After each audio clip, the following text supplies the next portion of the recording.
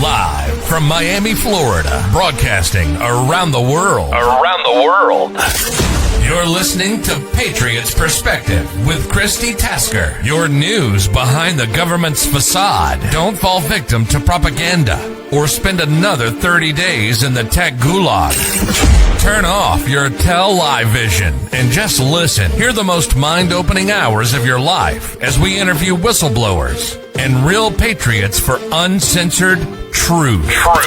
The Commie News Network and Fake Book cannot control the power of Jesus Christ. Therefore, they have no power over us. There aren't enough Vegas strippers to fake check what's coming. Put in your earphones and avoid the tech tyrants. Subscribe to PatriotsPerspective.com now and see the evidence and action items to help you take back your God-given rights, government, and expose Satan and his demons taking up residence in your community. Be sure to hit the like or rumble button and comment to tell us where you're holding the line.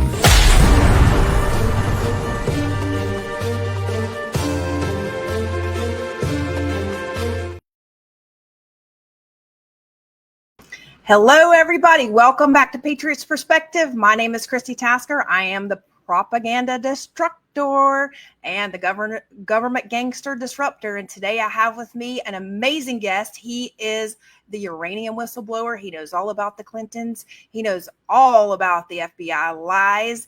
And today I have with me the amazing, the one and only Nate Cain. Nate, welcome to Patriots Perspective. And it's so good to finally have you on my show after meeting you here in Miami. So welcome, sir. Christi, thank you for having me. Well, listen, today my audience probably doesn't really know a lot about you, and I want to give them, the 10,000-foot view. I'm sure that you've done 1,000 of their interviews where you've dove in and they can hear the details, but I also want them to know about you, where they can find your long format interviews, and what's actually going on right now. I want your take on what's going on within our government right now, considering you are one of the biggest whistleblowers of our modern day time. Sure. So one thing that a lot of people probably may not have heard about me is because for the longest time I went under a code name and I had anonymity. I actually was a whistleblower under the Intelligence Community Whistleblower Protection Act, and I brought over 458 pages of classified documents out of the FBI and to the Department of Justice IG, Michael Horowitz. Michael Horowitz went out of his way to ensure that I could get those documents reviewed. He gave it a credibility rating of a national security matter of urgent concern. And then I was given permission to take those documents to both the House Permanent Select Committee on Intelligence and the Senate Select Committee on Intelligence. So a lot of people have probably heard of the other Uranium One whistleblower, which was Mr. Campbell. He was a FBI informant, but I was somebody working inside the FBI and witnessed the FBI covering up all of Hillary Clinton's crimes related to Uranium One, but also multiple cases of money laundering, public corruption, securities and exchange fraud, and terrorism financing. So what is interesting today is we are seeing being uncovered before our eyes some of the very things that I had seen with the Clinton Foundation and Hillary Clinton, and money that was being laundered through NGOs and charities. And now, we're finding out that USAID, of course, was being used as a front to take our tax dollars, send it to NGOs, and then work that money back through multiple other charities and NGOs into, the hands of Democrats and the media. And Clinton Foundation is listed in those documents as well, and a whole lot of other organizations that are left wing. So clearly the FBI not doing anything about what they saw before allowed this stuff to continue on happening. And we're probably looking at, at least $1 trillion lost of the US taxpayers' money. And so I am so grateful and glad to see that Elon Musk is uncovering this and exposing it, because it's about time that it gets exposed in a very public way. Yes, sir. So let me ask you, because the people that are sitting at home they're thinking, like, number one, how did this start? Americans are going on with their daily lives. They're not really, they want to pay their taxes. They want to pay their fair share. They want to get their government services. And then they have such a hard time believing that their government can do something this big in the trillions and trillions of dollars. And then oftentimes what I see is either they want to either overbelieve a whistleblower, get the information incorrect to make you look really dumb, or they want to completely stick their head under the rug and pretend like it's not happening and this just can't be because it's just too big and it's just too much to deal with and we should just move on with our lives. And why do people like you and I care? Why did you risk losing your job, losing your life, putting your family on the line to expose the situation? So let's start with, like, how did you first uncover it? Sure. And what did you, what was the conversation like with your wife when you, found this? I mean, this is, because I know that's got to be a hard one. Yeah. Well, so in 2016 is when I went to work for the FBI, and it was about 2017 that I uncovered this plot by the FBI to cover up Hillary Clinton's crimes. At first, I had overheard a rumor, and by one of my coworkers that they had seen some transcripts of a conversation that happened on the seventh floor. So these are like senior level FBI personnel, director types, and in this conversation they were discussing investigations that were ongoing, and that's investigations plural. But they had said that they were afraid that she was going to be president, and so they were going to shut down the investigation. And I couldn't believe what I was hearing. So I had to go look. I had access to the system. I've held a clearance for 27 years. I went in, looked inside their databases, and I found evidence that they were, in fact, investigating her. 3 separate field offices, and you had multiple investigations. And each one of these investigations had a separate case number, had different FBI agents assigned to it. So I thought, okay, well, they are an investigator, and this rumor about them shutting things down is just that, nothing more than a rumor. So I sat on it, and I didn't do anything for several months until James Comey came out in front of the J. Edgar Hoover building, and it was there that he basically, gave this press conference where he laid out all of the classified emails that were found on Hillary Clinton's private email server that was in the bathroom basement of her home, which is illegal. And she was conducting government official business on that so that she could avoid FOIA, the Freedom of Information Act, and avoid being subpoenaed for documents and emails and things like that. So when I saw this, and he's laying out all of these details, and he basically is making the case for something that I've known about for a very long time in my career, which is the Espionage Act. You don't have to, it doesn't even have to be intentional. If you mishandle classified information, and then that is considered a Espionage Act violation. So I was expecting the next words out of Comey's mouth to be, and so today I'm announcing we're indicting Hillary Clinton. But no, instead what he said was that no reasonable prosecutor would bring a case against Hillary Clinton over her mishandling of classified information. What was unique was we're not talking about just some confidential or even secret information. No, there was stuff that was above top secret that was found on her email server. He mentioned in that interview, and anybody can go back and look at it, that there were 7 email chains that had special access programs. Now, special access programs are compartmentalized information. This is usually information that can cause grave danger to the United States or to personnel that are on the ground. So this is the kind of stuff that gets people killed. And yet this was found on her email server. Additionally, Comey announced in that interview that they had evidence that foreign adversaries had accessed that server. So immediately, my warning bells went off. Will you repeat that again? They had accessed this server? Foreign adversaries had hacked into that server or had accessed that server. And immediately, my warning bells went off. I contacted some buddies of mine that I used to work with at NSA, and talked to them. Said, "Hey, did you hear about this? Did you hear about this interview or that this press conference that Comey gave?"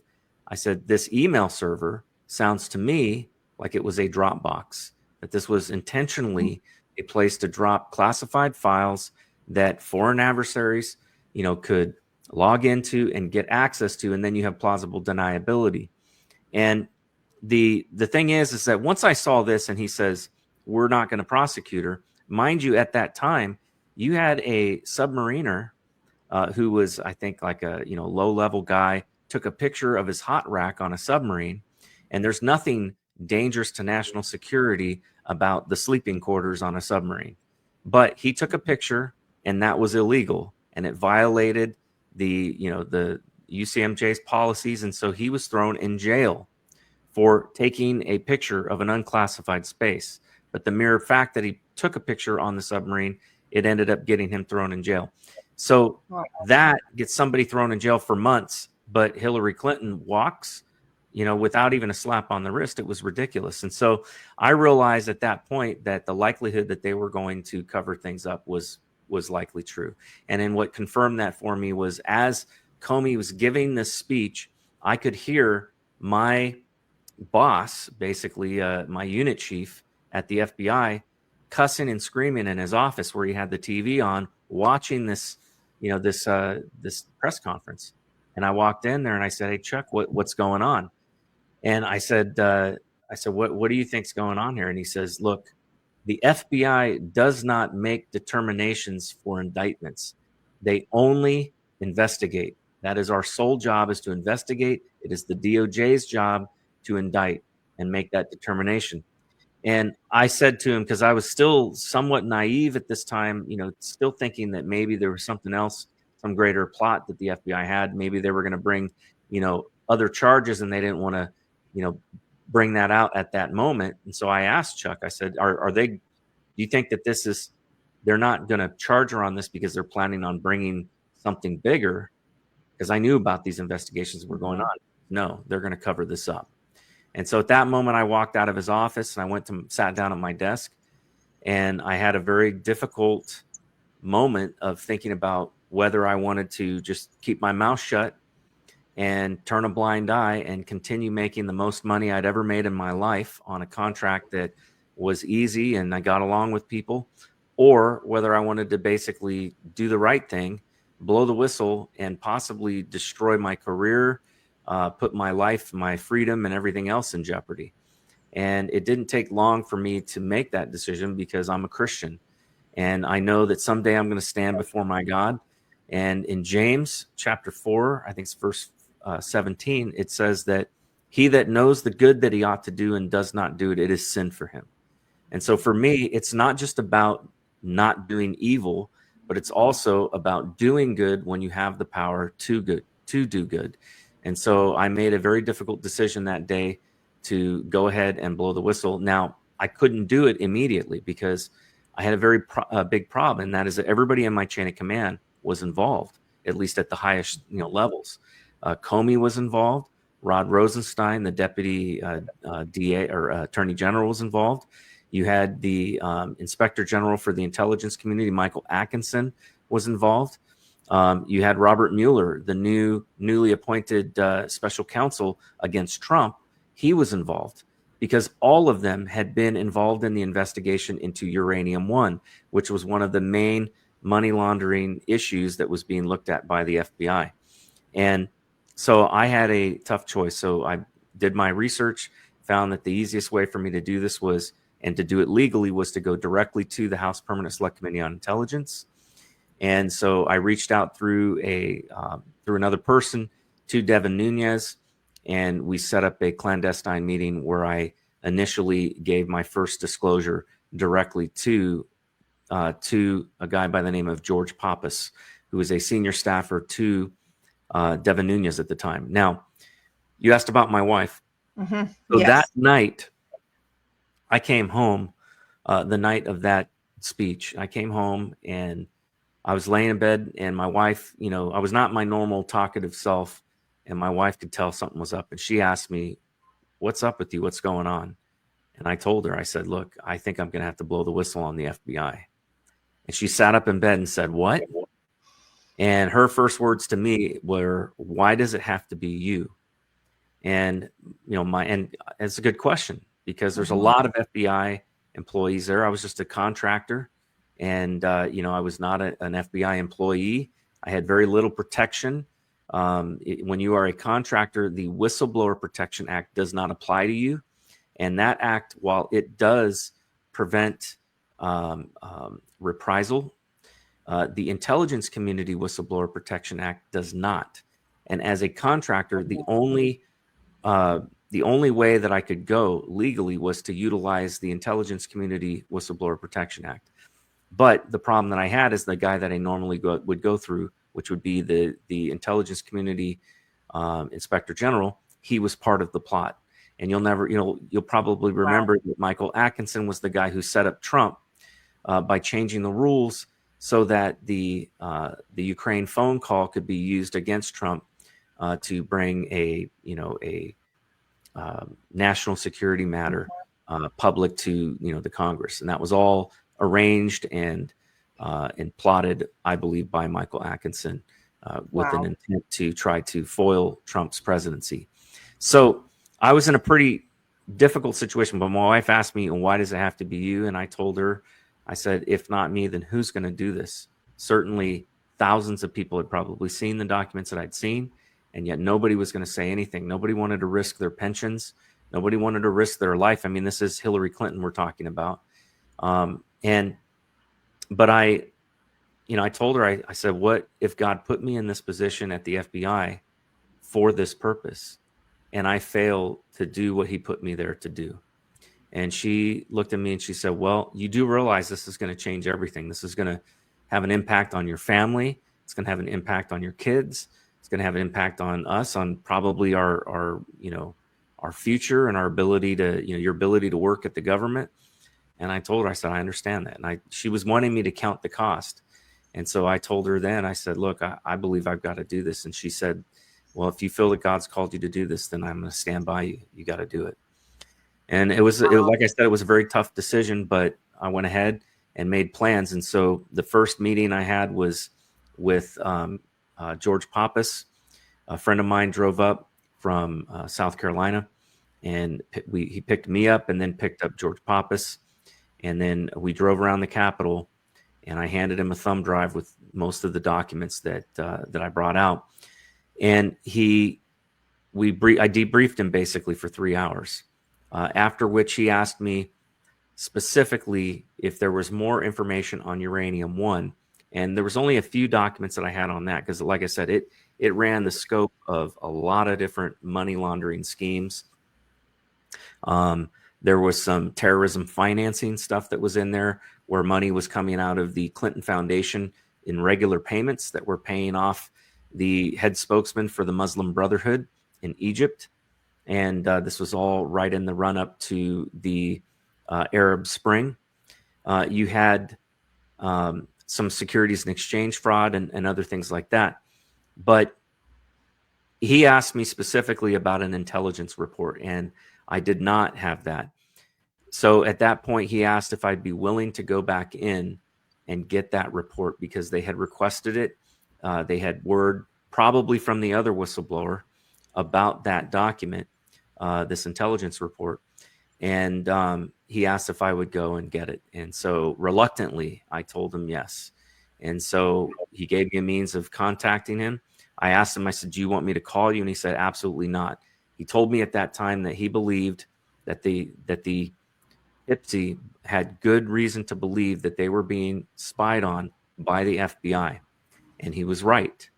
Now, you think about that for a minute. This is the Congressional Committee, the House Permanent Select Committee on Intelligence, that is supposed to have oversight over the FBI, over their use of things like FISA and surveillance tools and things like that, surveillance authorities, Section 702. But it turns out that the FBI was using these tools, and the CIA, by the way, that got released in a document by Chuck Grassley, that the CIA was spying on the intelligence committees to identify whistleblowers. But that's what these guys have been up against. And so I went back in, I found the document that he was looking for. It was a pretty lengthy intelligence report that laid out all of the Russian players that were involved in a bribery and kickback scheme to infiltrate the U.S. uranium supply chain. And it had all of their, these people that were involved. It had the, all of the information about what they were doing. And the company involved was a company by the name of Rosatom. And Rosatom was a Russian energy company that was clearly controlled by the Russian state. And so they were the company that was given permission to buy Uranium One, a Canadian mining firm that mined 20% of U.S. uranium. The problem is that Hillary Clinton was the chairman of the CFIUS committee, which is the Committee on Foreign Investment in the U.S. And thus, she had knowledge. Robert Mueller had knowledge because he was the FBI director at the time. The deputy director at the time was Comey. The head of the public corruption unit at the time was Michael Atkinson. And the investigative U.S. attorney involved was Rod Rosenstein. And yet it had been several years and nothing had happened. Nobody had gone to jail. Nobody had been arrested. They basically covered it over and they never brought charges. Interestingly enough, after I went public, then all of a sudden they had to scramble to, cover up their information that they had been investigating, for like 9 years. And they ended up closing up that case by bringing charges against the man who was the owner of that company, 10X.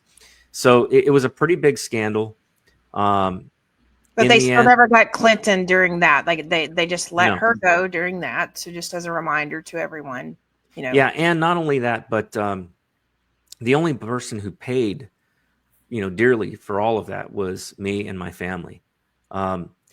I went to all this trouble to go. So after I came out of the FBI with that second document, I got cut off from comms by Devin Nunes people. So I had to go and find an attorney and hire an attorney to help me go through something that had never been done before, which was to utilize the Intelligence Community Whistleblower Protection Act.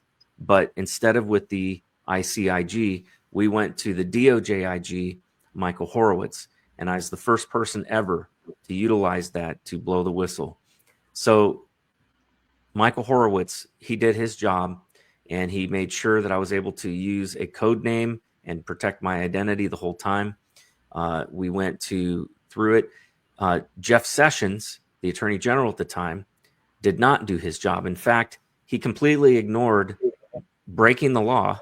He completely ignored his responsibility to review and give a credibility rating to my whistleblower complaint. It was supposed to be done within 9 days. Did not happen. We went, I think we were over a month past due. My lawyer reached out to the DOJ's IG's office. And that's when we found out that because Jeff Sessions had recused himself from all things Russia, he had refused to even look at the documents. So they were sitting on his desk for over a month. And so Horowitz offered to give it a credibility rating himself, which we gladly accepted. He went and logged in to the FBI's network. He could see and verify by serial number all of these documents were, in fact, original documents from the FBI, legitimate serialized documents, evidence documents. And at which point he ended up then, telling us that we had permission to go and take these documents to both the House and Senate Intel committees. I offered to give him the thumb drive at that time. He said no. He said he wanted me to print it out. And he said I was able and authorized to maintain the thumb drive just in case these two committees did nothing with this information. That's how important he thought it was. He says, then I could take that information to, the Senate Intel or the Senate Judiciary or something like that. And so we ended up reaching out to the House and spoke to a guy by the name of Cordon Hull, who was the liaison at the House Permanent Select Committee on Intelligence, sent the documents over to him. We talked to him first and told him, my lawyer, of course, is doing the talking, told him what this was about. They asked if we would be willing, or if I would be willing to testify in which case I said no, because I knew that the moment I testified, the Democrats would leak my name out and it would put a target on my back. And we were talking about Russian intelligence agents and Hillary Clinton and leadership, senior leadership at the FBI. I didn't want my name anywhere near this. That was a death sentence.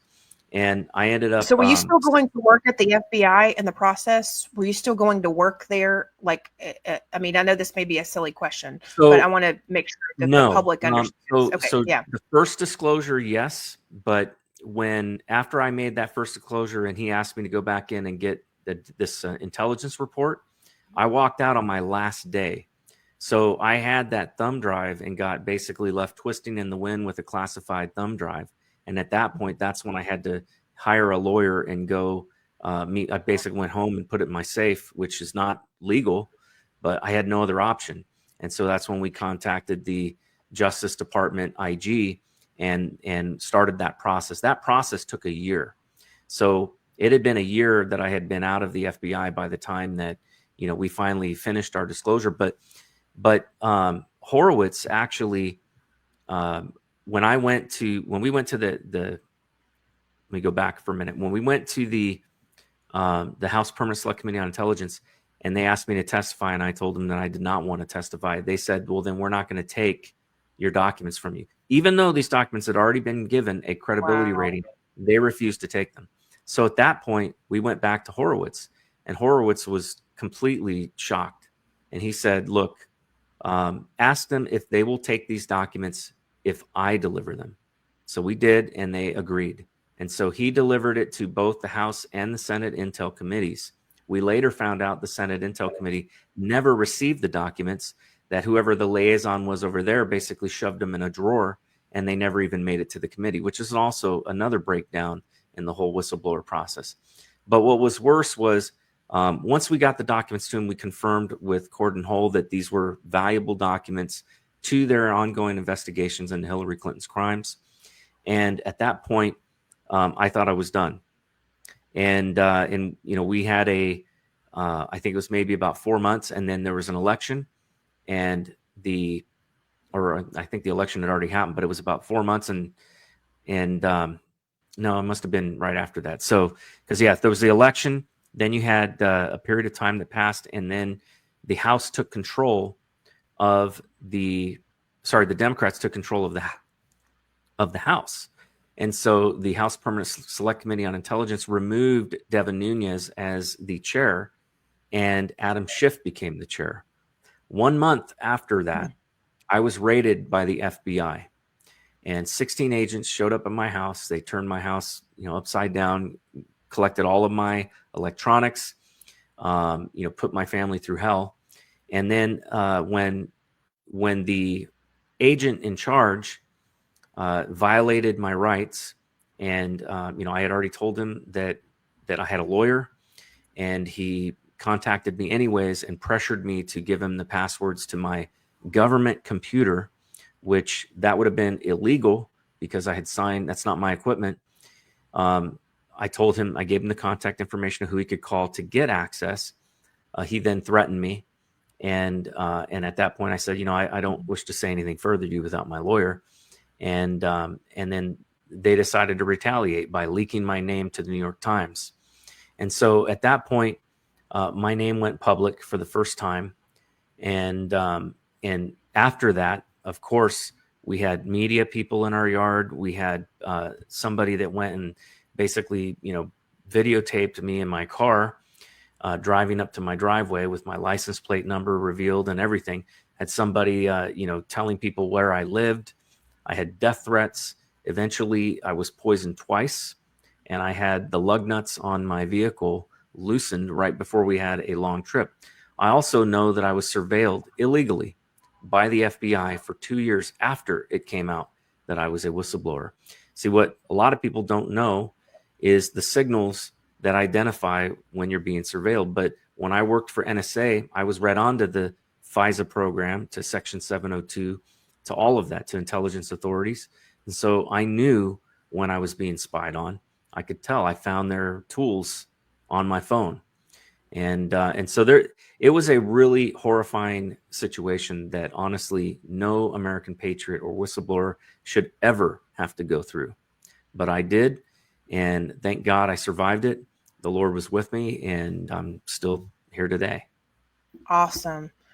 Well, I mean, first of all, we thank you for, even the people who didn't realize what actually occurred with your testimony. And even though things were not done properly with it, the last time I saw you was at the Reawaken tour here in Miami, and you were running for West Virginia. Is that right? Yes. running for I was running for U.S. Virginia? Congress. Yep. I lost my primary, and which was sad, but at the same time, I'm grateful for the opportunity to run because I met so many wonderful people all over this state. And even though I'm no longer running for office, I'm now still very much engaged in trying to help people and trying to bring awareness to a lot of these issues that were brought up to me during the campaign. And I've since started my own podcast. It's called The Raising Cain Show. And people can find it by going to theraisingcainshow.com. But I also host a talk radio show called Unleash the Political News Hour on America Out Loud Talk Radio. On Tuesdays, I'm the host for that show. And I've been doing a lot of stuff with Substack as well, and posting articles and things I'm writing in there. And people can find that at mcpota.substack.com. mcpota was my code name as a whistleblower, and actually has a pretty funny meaning. My lawyer, who was a Cuban dissident who had fled to America at like age 14, hated the communists, he chose the name MC Pota. And I was like, when I got my official documents from the IG's office, it says MC Pota, and I'm like, what is this? And I said, you couldn't pick a cooler name than that, And he goes, oh, you like it. And I go, well, what does it mean? He says, making communists pay out the ass. Oh, so, I like it. So that is the code name, and I've owned that, and I love that name. So, if there's one thing that I can't stand, it's communism. I see it as a threat to the world. And so I'm happy to, have done my part, at least to try and stop corruption and, this money laundering schemes that, have continued on.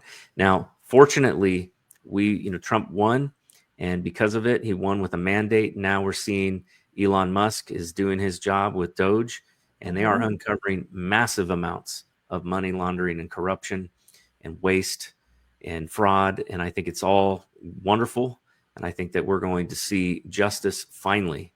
So I am looking forward. I was about to ask you, have you reached out to Elon to see if there's a means to hire you and be a part of the Doge system? Because I would love to see you, somebody like yourself who's uncovered other things, to be a part of that system, so that you could go in and, considering you've already put your life on the line, you've kind of proven that you will go above and beyond the call of duty. I would think he would be a guy that, would be very open to you coming. I have reached out. The only way I know how to reach out is through, there was a Doge employment website, and I submitted my resume. It's hard work. It's long hours. And they tell you that right on the page. And I don't care. I would be happy to serve my country again, especially with the knowledge that I have of where a lot of these programs, are essentially funneling money. That I may not have those documents. When the FBI raided me, they took the thumb drive along with everything that, all of my electronics, but I still have up here, a lot of knowledge of how they do it and, how they hide stuff. And I would absolutely love to do that. Plus my background is in cybersecurity and cyber forensics. And so I've got a pretty good knowledge, a lot of that sort of thing. What I would like to see, happen is I want to see the Department of Justice bring charges. I think that's the next step. And I think Pam Bondi is the woman to do it. I think that Trump chose wisely in picking her. And I think once we get Kash Patel in there with the FBI, I think he will do a good job of cleaning it up. So we just need to get him confirmed. So I'm looking forward to seeing, what God is going to do, because I do believe that justice is coming this year. Well, I definitely want to make sure that my audience goes through, make sure that you are mentioning at Nate Cain for WV on all of your posts for whatever position. I'm curious, audience, what you think, which position you would like to see him in. Would you like to see him back at the FBI with Cash, or would you like to see him breaking down some information with Doge and helping Elon? Because, I could kind of see you in both places, to be honest with you, or a space in between, Nate. So, but we definitely need you somewhere. So earlier, because I know that our audience must be wondering, you mentioned that there is a way for people to tell if their phone is being listened in on, if there's a tracker or anything. Is there anything that you could mention regarding that, where the average person, because a lot of times, calls will get dropped. People feel like that they're being listened in on. Like even my phone itself, like Apple can't figure out half the time, like what's going on or why these contacts are showing up as vacant. No, they need to wipe off your 40,000 contacts, because no one person could possibly have 40,000 contacts other than myself. So do you have any advice for the average Joe? For the average Joe, I have to be careful about what I say. I can't, give away certain things that I know, but what I will say is this, is if your phone is acting and behaving in a way that doesn't make sense, you're hearing echoes, you're, getting clicks, you're seeing your phone rebooting on its own, or you're getting calls and nobody's on the other line, anything that's out of the ordinary should be suspicious. And it's always a good idea to make sure that your phone is updated with the latest security. Make sure that you're patching your phone, because one of the ways that people can access phones is through exploits, and that's something that you want to make sure your phone has the latest security features. But the other thing that I would say is that it's always a good idea, if your phone's acting and behaving weirdly, reboot it. And if that doesn't fix the problem, consider a master reset, which would reset your phone back to the original software. What I will say is that in my case, I found I had there's tools that I have access to because of my background in cyber. One is called a packet sniffer, and I was able to put a packet sniffer Repeat on that my again, because phone. of course it glitched out. Okay. Repeat. Oh, sorry, it's called a software. packet sniffer. Packet sniffer. And it captures the data packets, and you can then examine those packets. It's pretty complicated, but I was able to examine those packets that were leaving my phone on a regular basis. And I also had another app that was monitoring my microphone to see that my microphone was being turned on and off by certain programs. And so I was able to determine, based on that, what program was likely compromised on my phone, that was basically had been hijacked and was being used to turn on my microphone to listen to my conversations. And obviously, they also have access to your text messages and everything else. I mean, everybody knows that. They're not supposed to be utilizing, by the way, these things on American citizens. It's illegal without a warrant.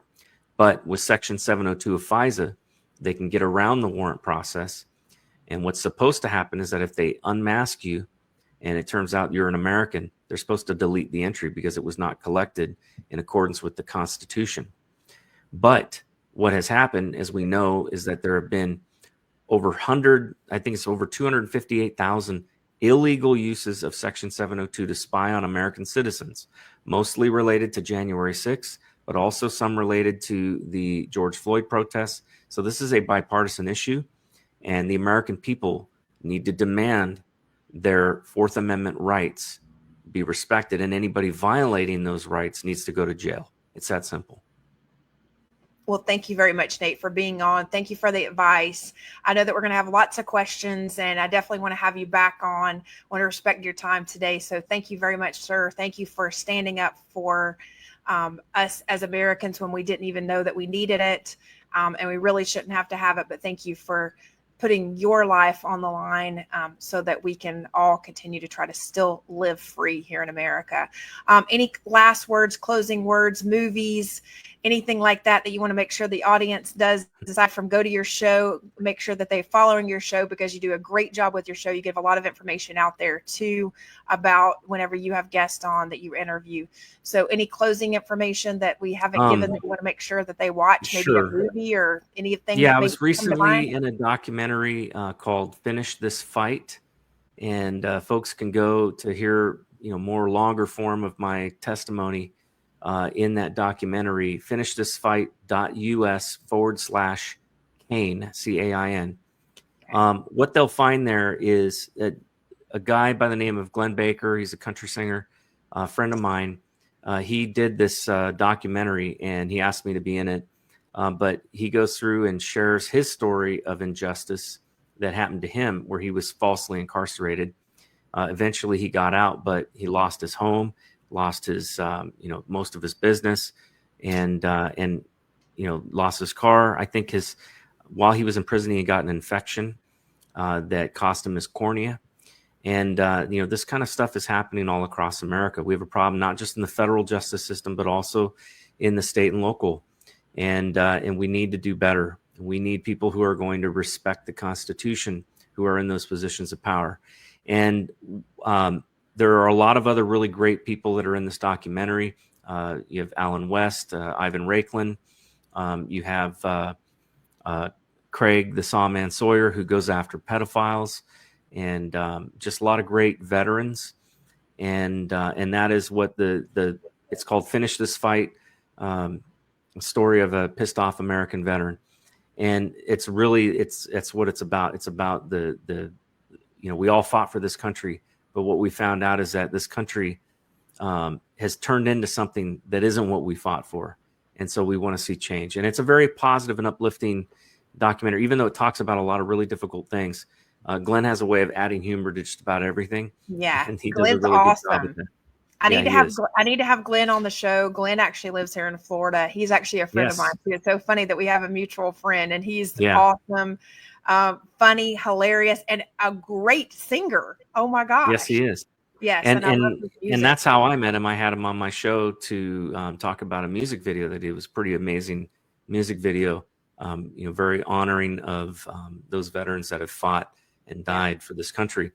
But one of the things that he's doing with this documentary, which I think is just really impressive, is that for those that rent this video, half of the proceeds are going to go to helping put a veteran who's lost his ability to walk into an exoskeleton so he can walk again. And I think that's pretty admirable. Yeah. So I would really encourage people to check that out. Again, they can go to finishthisfight.us/Cain. And it's really it's a great cause, and you'll get to hear more about my story as well. Yep, so I want to thank you for having me on, and God bless you for the work that you're doing as well.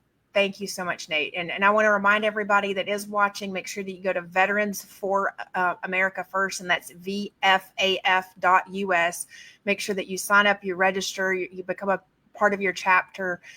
We are writing legislation. We are advocating for people like Nate to get into positions of power so that they can continue their work through the Trump administration, so that we can actually take our country back. So God bless you all. Thank you so much, Nate. And I hope that you'll come back on with me soon. And I'm going to call Glenn right now and get him booked on a show. So definitely. If you haven't already followed Glenn, like Nate said, make sure you go watch the movie. He's an amazing guy. He's a fun guy. Make sure that you follow Nate and follow all of our work. God bless you all. Thank you very much. And may the truth set us free, Nate. Amen to that. Amen.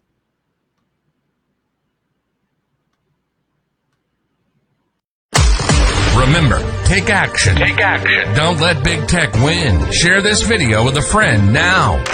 Most importantly, do unto others as you would have others do unto you.